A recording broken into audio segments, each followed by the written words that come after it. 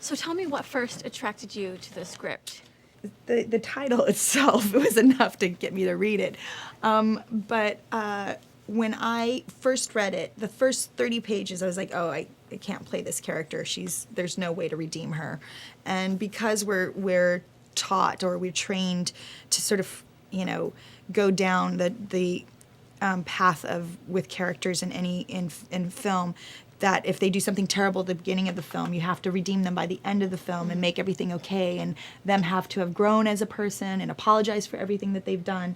And, I just thought there's no way I could do that. And then I got to the end of the script and I didn't have to. Mm-hmm. And it was so refreshing that I was like, I have to do this movie because you just don't ever see that. And I was afraid that somewhere along the line they were going to trick me and I was going to be making the movie and then all of a sudden they were going to ask me to apologize for her. And they never did. Mm-hmm.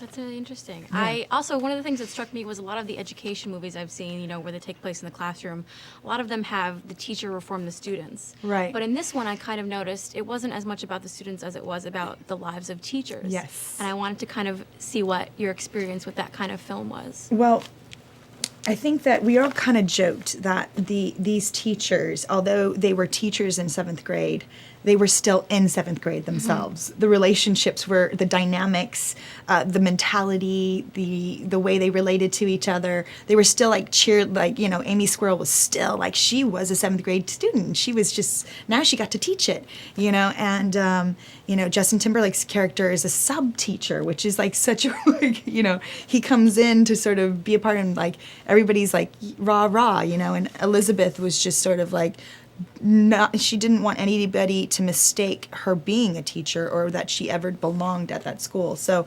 there's also the rebellious kid too. Mm-hmm. So that this dynamic is, and you always think like, what is it like for teachers? What are their lives like? And why you pretty much think they should all smoke weed or take a drink every once in a while, because how could you not have 30 kids in your face all day? Right. Yeah. It must be pretty hard to do it. Right? What was it like with the kids? The kids were amazing. Mm-hmm. They really got it. They had such a great sense of humor, and they understood why they were there. And, obviously their parents had to give permission for them to be there. So if their parents were, got it, the kids got it too. Mm-hmm. And it was really a lot of fun. They did some really, funny stuff, like the whole thing with Jason Segel and the kid Sean, the way that that whole thing where that was they're like, the greatest. They just made that up. That was the greatest. The two of them were just, riffing, and it was so funny. So, yeah. And what was it like with Justin Timberlake? How would that go? Amazing. He's so talented and so funny, and we really thought that he would do something unique with the character, and he completely did. Scott is such a strange character. You think he's one person when you first meet him, and as the story goes and the movie goes, you start realizing he just did such a strange, weird thing with him, and you're like, he's such a weirdo. Yeah. This character is so weird. Yeah. And so we knew he would really do something brilliant with it, and he did. And how much improvisation was kind of allowed? I know you went there with a set script. Mm-hmm. And how much kind of freedom were you allowed to This film, explore? It's amazing because a lot of times you have to rewrite an entire film, and oftentimes more than you'd like. I would like. I've spent a lot of time with everybody, the director, the other actors, and the writers. We spend so much time writing the script as we're going.